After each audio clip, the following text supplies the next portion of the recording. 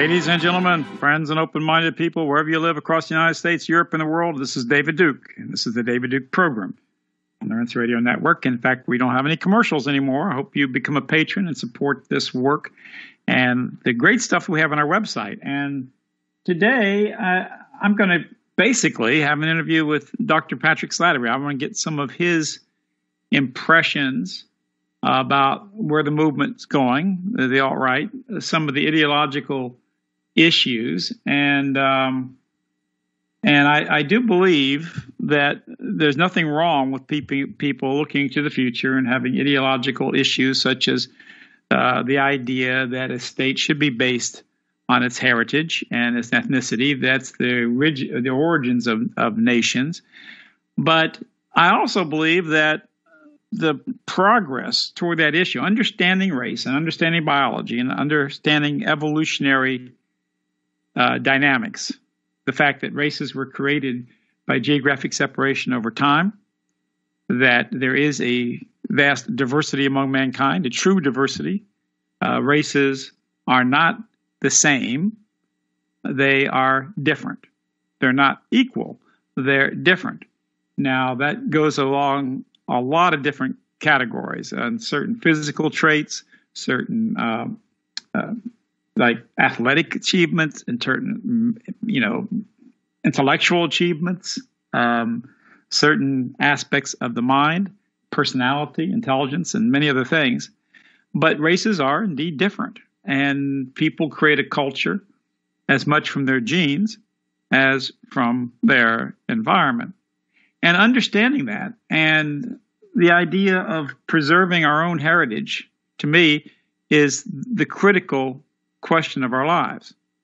The truth is that the fact that a creation of humanity or a part of humanity, a race of humanity, a breed, as you might say, just as there are breeds of tigers. There's a Siberian white tiger. There's there's many tigers, Sumatran tiger. There's what we call the traditional Indian tiger. We have different kinds of bears. The truth is that polar bears and grizzly bears, brown bears, they can interbreed and they can have offspring. But scientists regularly consider polar bears a different species because the differences are dramatic enough to be species. It's natural for any living expression of nature to want to preserve itself, its unique identity, its characteristics, and its genes. In fact, that is the great driving force of evolution, is the idea of the survival of your genes. Every living thing, every living expression of life fights for its preservation. And nature does this just as much in terms of groups and gene pools as it does with individuals. Yes, the individual fights for life. It's a natural instinct in all living things to try to survive, to eat what they need to survive, to do what they have to do in terms of getting food or getting prey if they're a predatory animal, or doing whatever they need to do, going to the environment they need to go to survive. And the aspect of this is so important to understand because there are so many aspects of evolution where there is an altruism or there is a genetic drive for individual species or subspecies, races, to preserve themselves, even sacrifice themselves sometimes for the good of the group. There was a really classic environmental story and scientific story about hedgehogs, believe it or not, and other kinds of animals you find in the Alps. And of course, the biggest enemy of these animals is eagles and ravens and these predatory birds, these raptors, basically is what they call them in the bird kingdom, that will come in and swoop them up and of course eat them and feed them to their young. It's a big problem for these animals. But at the same time, they can't stay in their holes because the way they get their food, they are basically herbivores primarily, and they have to, graze a lot. They have to eat all the time, and to eat, they can't just get in their holes. They've got to go out on what they call the dales and the mountain vales where they live in the grass and in the flora, and get their food, and they have to be exposed a lot. And these animals have learned, or some have learned, that often when you have a whole group of these animals out foraging for food, and a hawk or a eagle is spotted, that some of these hedgehogs actually sacrifice their own lives to protect the group. And scientists were wondering about this. Say, why would they do this? Because their own individual genes are being destroyed. But this is an evolutionary impulse, because their genes are also carried in the other members of their breed, of their people, of their living gene pool. So in a way, even though they sacrifice their own lives, their genes go on in the survival of the group. And this is existing in just about every kind of species or breed. There are literally tens of thousands of different breeds of ants. And these breeds of ants are very warlike against other breeds of ants. And often ant hills are invaded. There's wars among ants, just like there's wars among people. And ants will sacrifice their lives to preserve their group. So the idea of individual life forms, and in fact, evolution itself is not simply a matter, and you think about evolution as the survival of the fittest or survival of those who have better adapted to the environment. But the truth is that this is just as much a group thing. It's about gene pools, not just about individuals. It's also about a group, because the group carries the genes. If you have some evolutionary advancements, for instance, in some sort of an animal, let's say some sort of an ant, and certain gene traits come forward, and that ant breed is wiped out for whatever reasons, whether it be predators, aardvarks, or licking them up out of the ground, whatever. If that group dies, then those evolutionary advancements die. And evolution is not simply a matter of individual advancement. That's certainly part of it. But the individual advancement in certain groups. In fact, subspecies are what evolutionists call the stepping stone to the creation of new species, or the creation of higher species. Because what happens is a certain part of the species becomes differentiated through geographic pressure and evolutionary reproduction pressure and other factors of the environment. And this goes on long enough that there's such great changes, they actually are so different that they transform into different species. And that's basically how the evolutionary process continued. It's an individual thing, yes, and it's a group thing. So there's individual issues and there's also group issues. And our group, our European group, is very concerned about the fact that we want our children to look like us and our ancestors, to look like our ancestors, and we want our values and our culture and our heritage and our expression of our genetic existence. It's normal. There's nobody more concerned about that expression of their genetic existence and their existence as a people with a particular character and a particular look, a particular genetic inclination than Jews are. Jews are more concerned about the preservation and the purity of their race than any people on the planet, really. And around the world, they've been able to preserve and keep a very, very closely related genome, even though they've been separated in many countries, and they constantly campaign against assimilation. It's a very interesting process. So let's go to Dr. Slattery. So, Dr. Slattery, I understand that the idea of an ethno-state, that's really the basic idea of nationhood, because that's how nations arose, through a particular ethnic group, racial group. And by the way, races are not just white, black, and yellow. They're races, it's really a classical racial definition. Even differences in Europeans could be classed as races. It's a small, less difference, and they have much more in common with each other. And that's why European civilization seems to be transportable and mutable over the different European races. But races, nations really came from individual races.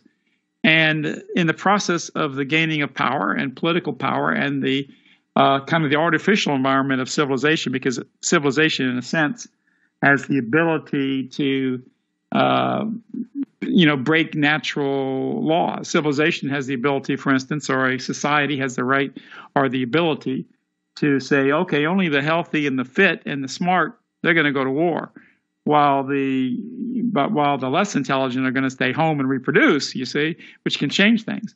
Or if civilization is such that the intelligent person develops more issues, gets his enjoyment not simply out of sexual congress, but out of like creating great art, literature, music, architecture, science, progress, creations, he's, that he's more likely to be distracted from the preservation, whereas the great joy that any poor person can get, obviously, is sexual congress. And we tend to see in civilization a situation where the very smartest people reproduce at a slower rate than the less intelligent people, and the people of personalities that tend not to be as responsible, not to be as capable of putting aside momentary pleasure. And so we have a situation that, that I do believe in the principle that the natural states are ethnostates, states based. They don't have to be entirely of one race, but they're based really on preserving the culture, the people, the genetics, the traditions of a particular people, and they're dedicated to that preservation. The Chinese certainly are doing that. You saw the Olympics. The South Koreans. Look at the Olympics. Look at their ceremonies, opening and closing ceremonies. I mean, they were all Korean. They were all Asian. There was no multiculturalism in their celebrations and their acknowledgement as a people. So when they talk about their people, they talk about their people. And they have a great drive for uniting the North and South on the basis of their people. This is a natural thing. But at the same time, what is going to be the thing that's going to really grab our people's struggle for our eventual survival as a people? Is it the idea of if we're going to create an ethno-state or something, and kind of the white supremacist motif that the Jews create for us, or is it the idea that simply we have a right to survive as a people and they're trying to destroy us, and we have a basic human right to survive? So there's a lot of questions here about that question. And I know you've talked about this with me personally about this, and I'd like to get some of your thoughts on this today. So right. Well, go for it. Well, first of all, the term ethnostate's been, you hear it a lot the past couple of years. And, if you're listening to alt-right podcasts or whatnot, you'll hear the ethnostate be invoked often. And we have an intuitive understanding because we know what the ethnos is, the ethnic group, and we know what a state is. So, okay, it's an ethnically based state. That in and of itself is a pretty vague definition. I looked just on Wikipedia. There's nothing on Wikipedia about it. I looked at Merriam-Webster, good internet dictionary, and there's no entry for ethnostate in there. So, which leads me to believe it's probably a pretty modern invention, the term ethnostate, not the actuality of it. It's probably as old as as history is, but Wilbert Robertson was the first person, I think, in the right or among the racial nationalist community that used the term ethnostate. When would that have been? In the late 60s, early 70s, mid 70s. Wilbert Robertson, he wrote a book called The Dispossessed Majority. And he talked about, I think he coined the term, I think he was the one that really coined the term ethnostate. Yeah, and so whenever you're in social science, there's all these definitional issues. So, I'm trying to thrash out exactly what different people might mean, what might qualify as an ethnostate. But before I go there, I just want to get back to your polar bear analogy. And, there's the aesthetics of the polar bear that humans appreciate, but much more than that. Polar bears have evolved the way they have to adapt to a very particular environment, the polar environment, where they are. It's very cold, where they wind up swimming maybe for 20 miles at a time, and so interbreeding with brown bears or grizzly bears is more than just the aesthetics.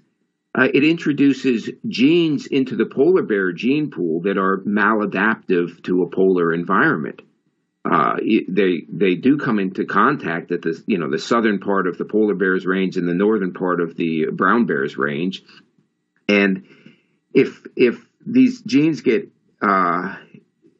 injected into the polar bear gene pool, and of course the polar bears move around a lot. They go back up north, and they're having litters of bears, and if they don't have the white fur, of course they're not camouflaged, which means it's going to be more difficult for them to hunt. But beyond that, the fur, the polar bear fur, that white fur, is essential when they're swimming, not necessarily. Yeah, the marine animals much more than the brown bear, and they have to swim for 20 miles, and they swim in waters that are sometimes around freezing.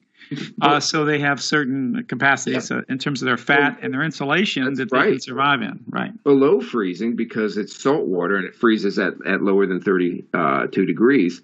Yep. It's needed for insulation. It's needed for buoyancy. And so what happens is if you inject these non-adaptive brown bear genes into the polar bear gene pool, some of the energy that the polar bear mother is devoting to raising cubs, some of these cubs are going to be unviable. It makes the survival of the species more difficult because it means you're going to have a lower survival rate of the offspring each generation. So it winds up being bad for the whole species.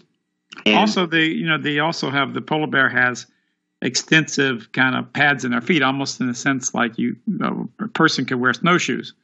So the polar bear has much easier navigation and movement over ice and snow and slippery things than the brown bear would. That's right. Now, getting back to the ethnostate, if you mentioned South Korea. Before we do that, let me ask you a question too, because I like to get this is really interesting. I really find this fascinating with the brown bear and the polar bear, and of course the Washington Post literally said this would be a great tragedy if we lose the polar bear because of the Arctic warming. Apparently, the Arctic is retreating somewhat in the ice flow, and this is bringing the brown bears more to the north. But let's talk a second about this in terms of the genetics, or like the different species, not only in terms of the physical aspects and the physical reaction to the environment, but also it's almost like a change in the culture. You could even argue the way polar bears are born with a wiring of the brain, just like people are actually. We find out personality traits and abilities, certain intelligence abilities, certainly are adapted. And polar bears are born to do things that brown bears are not born to do. Brown bears are born from an environment that's warmer. They're brown because of the brown color of their surrounding.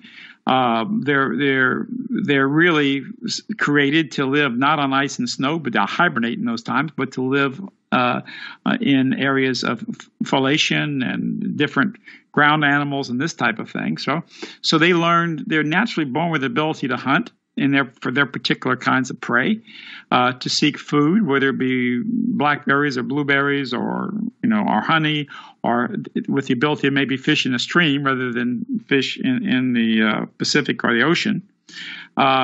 So the truth is that if polar bear is born with certain intuitive, and it's not like polar bears go to school to learn how to fish. There's some degree of imitation, obviously, in parents, but the truth is that polar bears are born with just instinctively knowing what kind of prey to eat and how to get that prey in the water and how to swim to be able to get that prey. And they're extremely good at all those things.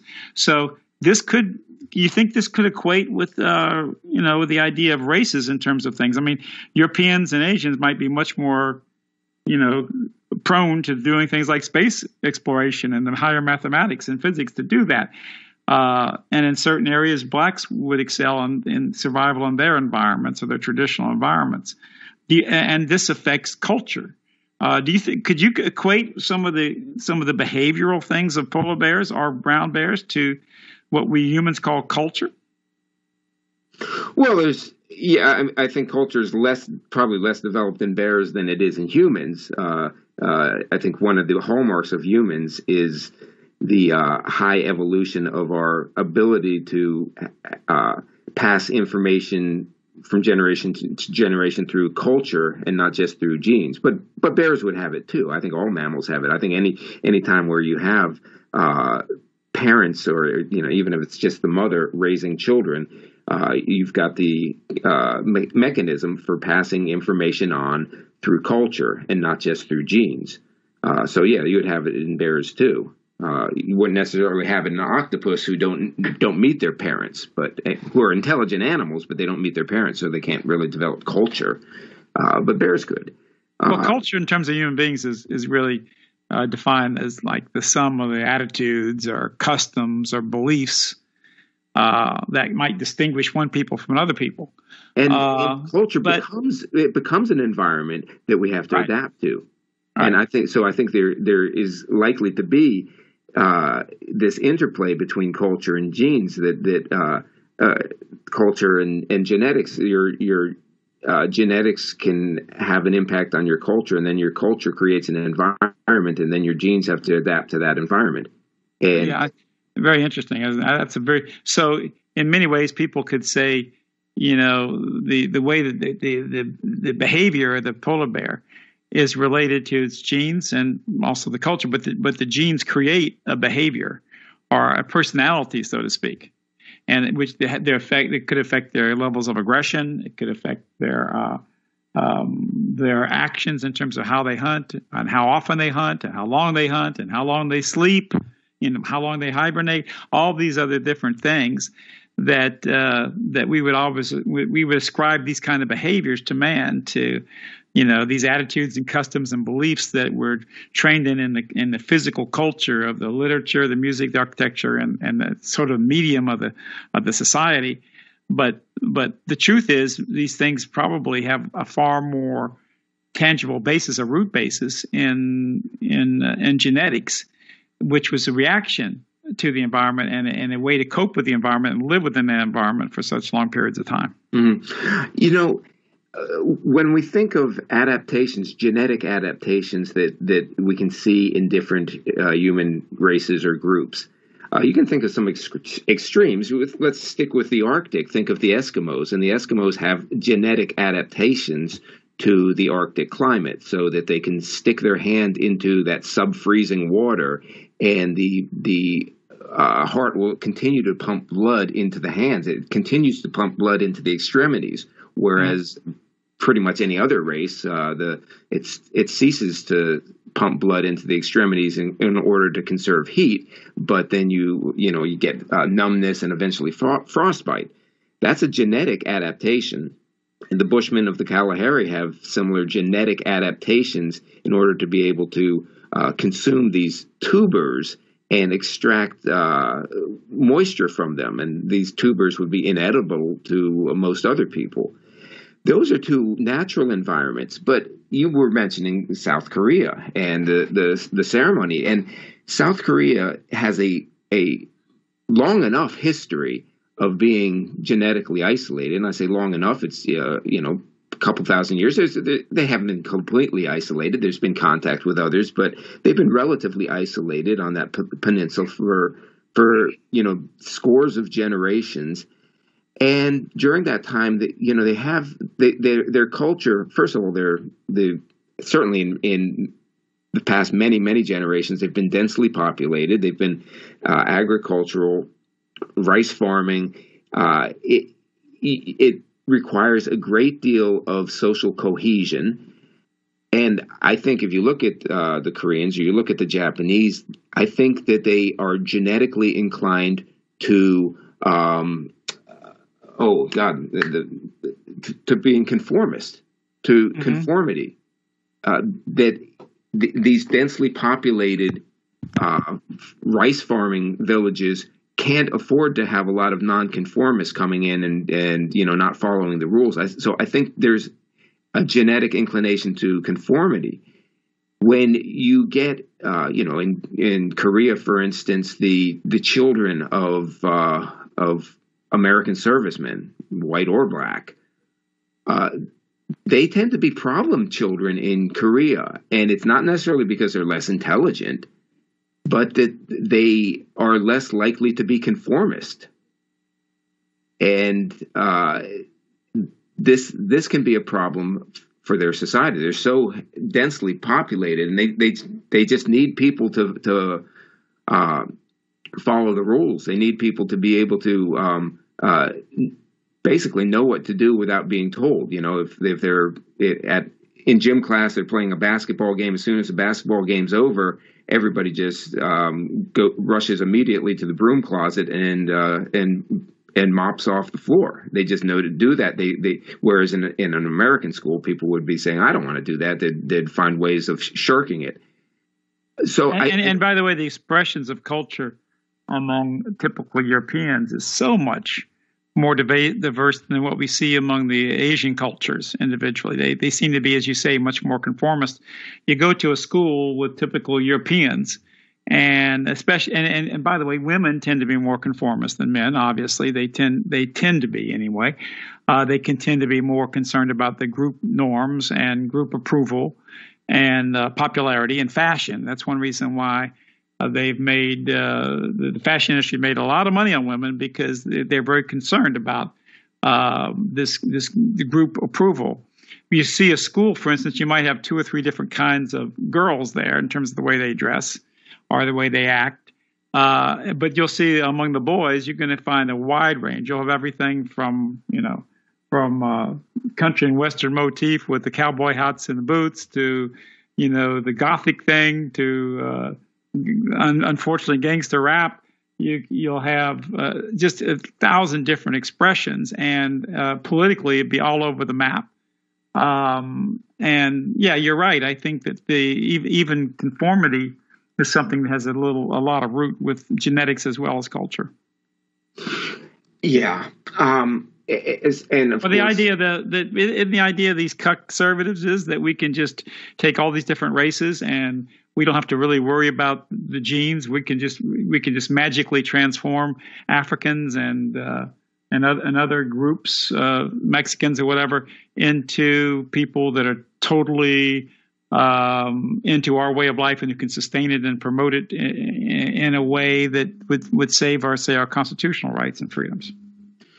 Right, and I've learned so much about nationalism through my experience in East Asia, because these are countries. Not only are they relatively homogeneous, much more so than our countries are now allowed to be, but they have these long histories and pretty obvious physical adaptations, genetic adaptations to their own cultures. And so you learn a lot from that. Hold on one second. Sure. I had to let Mr. T out. Otherwise, you should hear lots of scratching at the door. Now, a lot of people, getting back to the idea of the ethno-state, what I want to kind of thrash out a little bit is what are people thinking? Because it's not necessarily a well-defined term, and it's a goal for many people. Well, if it's a goal, we want to know exactly what it is, and then how would we get there? And for some people, it seems to be like a completely racially pure entity, where all people outside of the definition of whatever that ethnos is going to be are going to be expelled one way or another. For others, it's more a state that acts first and foremost in the interest of its ethnos. Regardless, there may be minorities there, and the minorities tolerated to the extent that they are not going to interfere in the or be detrimental to the interests of the main ethnos. So it, is it, and so this is it. This is the thing. Is it a state that is genetically pure, ethnically pure, or is it a state that is concerned with the advancement of its particular ethnos that may or may go on, may or may not have? Well, your dog agrees with your statement. Yeah. Go ahead. Okay. Stop it. Go. Sorry about it. Yes, and we will have dogs in the ethno state. So the ethno state is, and that's another issue as well. I mean, and there's lots of different ways to accomplish an ethno state. I mean, there is the draconian way to just kill everybody, and that happened in a great extent in the evolution of mankind and the different tribes. Right. In the Americas, I've looked a lot into the Indian cultures, and I have a good friend who's a professor that's studied them decades. And they had many, many Indian tribes that just wiped out in fact, they made a purposeful destruction of every member of the other tribes because they just wanted their tribe. The Mound people were wiped out, basically, which had a great civilization or culture from the root of the Mississippi, the base of the Mississippi Basin, and up to the Great Lakes and all the way to the Carolinas. At my university, there's these great Indian mounds, which were built by the Mound people. But those people were exterminated 500 years before Columbus ever came over. So that there's the draconian way or the tooth and claw way, so to speak, of nature may be genocide. But there's also other ways. If a society promotes the birth rate of its own people by its institutions, you say your culture, your laws, your rewards, your economic incentives, and other incentives, and you promote the birth rate of your own ethnos in other ways that are just subtle, that makes and also you control immigration policies. You can actually increase the ethnic, and I hate to use that word purity, but the ethnic nature, the genetics of the population below it over time. And with modern genetics, that even is more possible in terms of being able to affect the genes. And also with a society, for instance, like the Russians right now are really concerned. One reason the Zionists hate and the Jews hate the Russians is because the Russians are actively trying to preserve Russians, people of Russian heritage. And that's basically in Russian terms, it's really translated as European peoples in Russia. It's not just Russians, but even the other peoples who are similar to the Russians. And by rewarding birth rate, they had a big celebration of a Russian woman. I saw a documentary on the BBC of a Russian woman who gave birth to 18 children. And what a celebrity she is, and how the Russians support this idea. And the average Russian woman wants to have children, and a lot of children, because it's part of the culture that's promoted by the government. And of course, if they don't do this, now the Muslims have always, and they tend to be non-Russians, not all of them, but they tend to be non-Russians, almost all non-Russians. They, in their whole culture in Islam, they really promote the family, non-birth control, having lots of children, and that's like their duty. And they're very wrapped up in that. They're very against any sort of. They want women not to be so much into the workplace, but more into the home, have more children, and so. If their culture prevails in the country, then the country becomes less Russian and more Muslim. And if the Russian thing prevails, then so there are ways to move a state in a certain direction, preservation of certain people, that can be very draconian or even murderous. Mm-hmm. And there are ways to do it that they can still have a great deal of respect for human rights per se. Because there are lots of states in the world that obviously that exist for non-white peoples that are overwhelmingly non-white. There's no threat to the non-white race. There's no threat to the black race, which has a birth rate now that there's supposed to be 2.5 billion more Africans in the world in the next 20, 30 years, and probably they're all coming to Europe. So policies can be applied that help preserve an ethno-state by simply having policies that promote the birth rate among your own people, that limit immigration. Now, we've always done that. We've always limited immigration into the Western world. And again, the first act of immigration in the United States of America under our Constitution, our founding fathers, limited immigration only to free white people. And if these policies were maintained and policies that were conducive to making sure that not only people but intelligent people and productive people have larger families and have, say, tax incentives to do so, and they are giving this honor. Plus, you have a media that promotes them to have children and promotes them that this is the greatest good and this is the greatest joy in life to have children, which I think it is, and one of the greatest fulfillment of women to have children, rather than this feminist, sick, transgenderist idea. Then you're going to be moving toward those things that the alt-right wants, aren't you? Well, that's right. Now, in Europe, of course, Europe's being overrun, and Europe is, in spite of the EU, Europe is still, the Europeans think of themselves as Greeks or Englishmen or Frenchmen. And so the ethno-state, the English or British ethno-state, the Greek ethno-state, would have certainly a narrower definition of who is in and who is out in the ethno-state than the United States. That's one of the things about the United States. But before I go there, I actually meant to bring up Mark Collett, because Mark Collett and I have talked about this pretty often, and he has practical policies that, as somebody who's run for office and been involved in political organizing, has talked about very specific types of policies, what policies would be implemented. So it's just not LARPy stuff saying, oh, ethno-state race war now, but policies revising the welfare system in Britain, which currently favors immigrants. It favors Muslims. It actually does, even if not by name.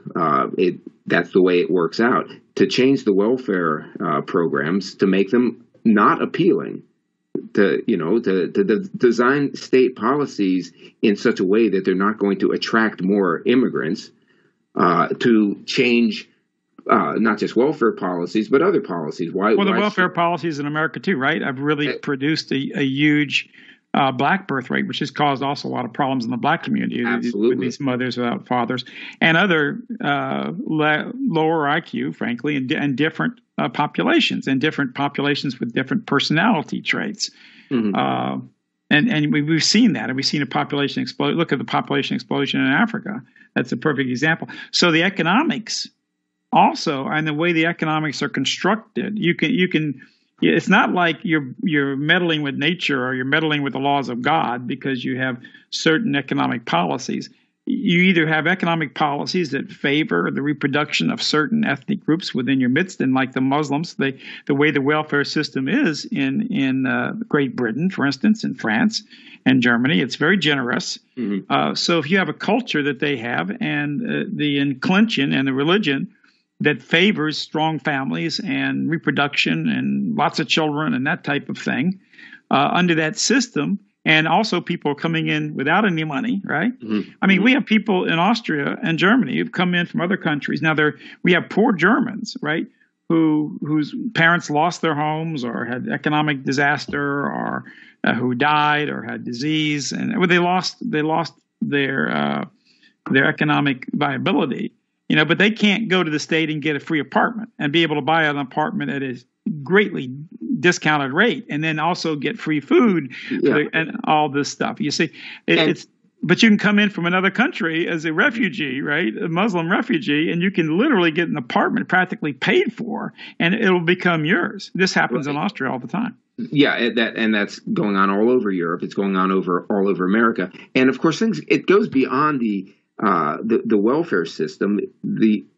Mark Collett talks about how British government just bends over backwards to accommodate Muslim culture, and he was saying if well you could if you banned the halakhic slaughter of meat, halal meat, for instance, things that have been or the broadcast loudspeaker broadcast calls to prayer, just zoning, things like that would make the Muslim lifestyle harder to follow in Britain. And then people would say, well, if I'm a serious Muslim, this is not an easy place to be a Muslim. They're more likely to seek their futures elsewhere. And of course, he also talks about buying back people's passports and giving them. Well, by the way, is that a repressive idea? In other words, for a country to maintain its own culture, its own atmosphere, like the celebration of Christmas rather than Ramadan, or Christian symbols and traditions and heritage and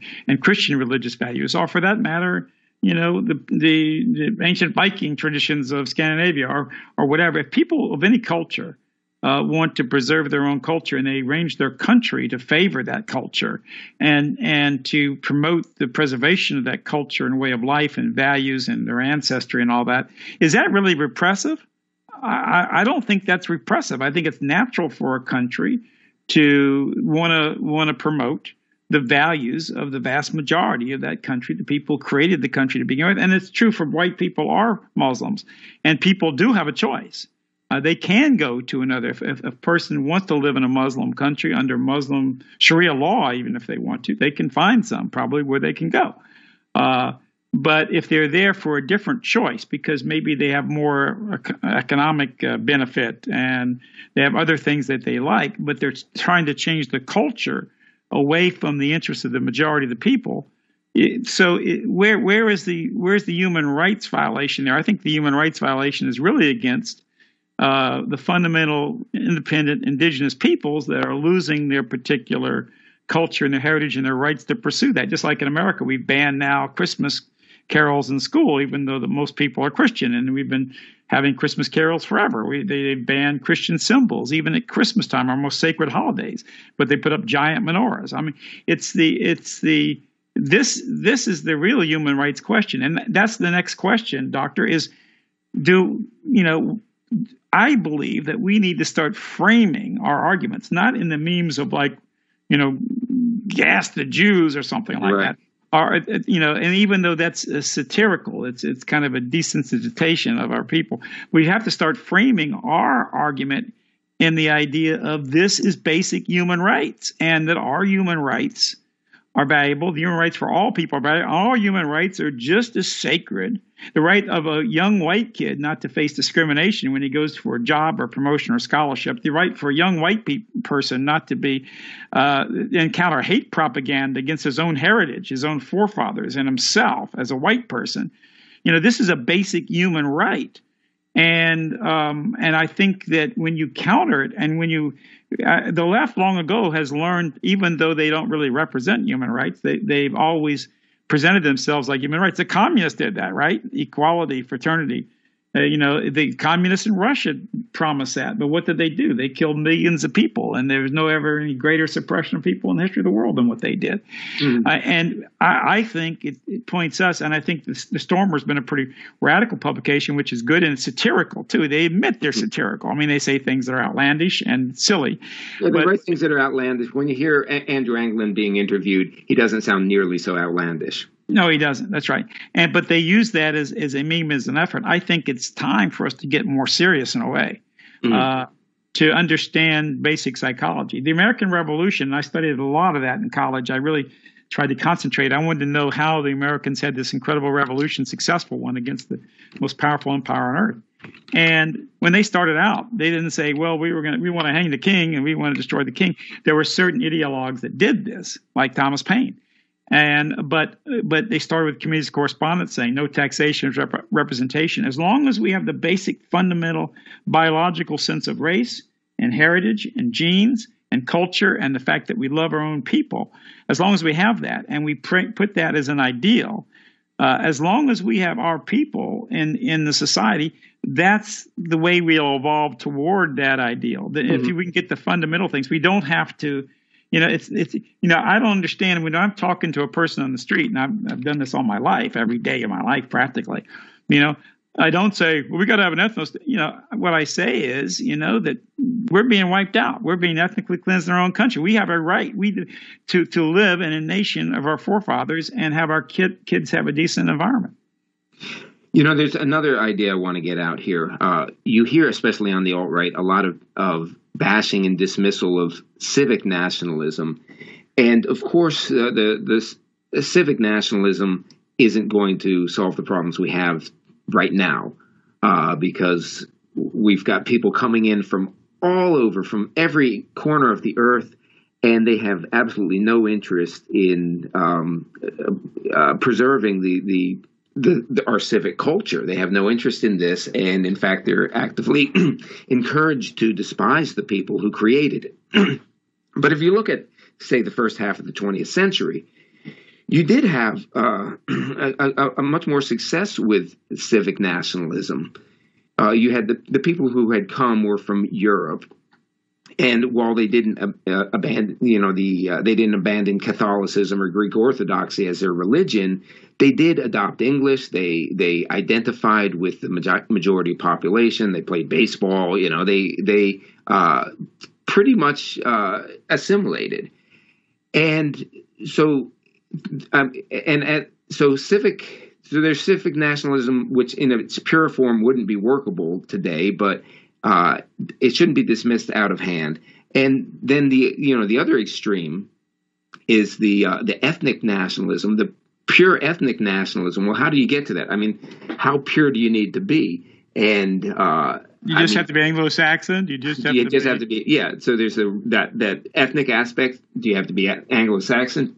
Or Greek? Well, I mean, I think we all know that nationalism, ethnic nationalism in the United States, white nationalism would include Greeks and Poles and even Lebanese and Armenians. And if we don't have that stance, we're going to be wiped out, because you're going to be wiped out. White people, we can't even take a part of the white people and then say we're going to survive. And then the other dimension of that is not just the race, how European, how close to being European do you have to be, but also how much of a minority do you are you willing to maintain, or also what about these people who are of mixed ancestry? How much non-white assimilation into the gene pool are you willing to tolerate? And the stricter here's the thing, with civic nationalism, the farther you go to that pole of the spectrum, the more unworkable it becomes. Right. The more you go to the other end of the spectrum, the more unattainable it comes, because you have fewer and fewer people who are going to have a stake in it, and then you define yourself into the minority. Isn't it better, just to try to sum this up in the last couple of minutes we have, isn't it better for just to state our goals more in a general sense and a fundamental ideological sense, that we have a right to preserve our race, preserve our heritage, preserve our existence, and preserve our countries in our image and in our values. And that principle is a basic human rights principle. The media and the Jews try to present us as white supremacists, and that is meaning, or racists, and their definition for that is that to exploit other people, to rule over other people, hurt other people, enslave other people. That's how they present our values. And nobody really, not any thinking and decent person really believes in slavery or exploitation or injustice against other peoples. And I don't believe in it either. And I know that you don't believe in it. So isn't it better to set goals that the preservation of our people, as long as we're committed to that, eventually our scientists and our great minds and our ideologues, well, as long as that is the fundamental basis, then we will create whatever methods, whatever systems, whatever cultures, whatever laws, whatever structures, immigration, birth rate, promotion, economic values that will create that process. And I believe that's a lot like the American Revolution, in the sense that they started off with the idea of Americans or all people having the right to determine their own government and have a government work in their interests. That was a fundamental principle. And eventually that led to the separation and creation of the United States of America. All of them in the beginning weren't saying that we're going to go, we hate the king, right? Because so many Americans fought for the king and loved the king, right? So, and loved the government and loved Britain. One more thought from you, sir, please. Well, I think this has been an extremely important discussion that we've had, and it's just a first step. This is really important. We have to have a strategy that's both attainable and workable. I agree, and also, so to speak, sellable to capture the imagination and the sense of justice of people, because we know that demographic change is history, and if we lose our demography in America and Europe, we lose our people. We basically lose the way our physical existence upon this planet, our genes, our unique, magnificent people that have done so many wonderful things, that are such a beautiful people, magnificent people, is facing annihilation, facing extinction, actually, from the planet. And I think that would be a tragedy for us. I think it would be a tragedy for the world. We are not people trying to repress human rights. We're people that really understand the basis of human rights, and that begins with the idea that every people has a right to run their own affairs, preserve their own selves. And this is an idea that just about everybody who's thoughtful can agree with. Anyway, folks, that's it. This is David Duke. We'll be back again tomorrow. Thanks so much, Dr. Slattery, and thank you for getting all your thoughts out here today, Doctor. Appreciate it. Thank you, Dr. Duke. Remember, become a patron. Go to davidduke.com. It's your support that makes this program possible and our great website. Thank you, folks. Bye.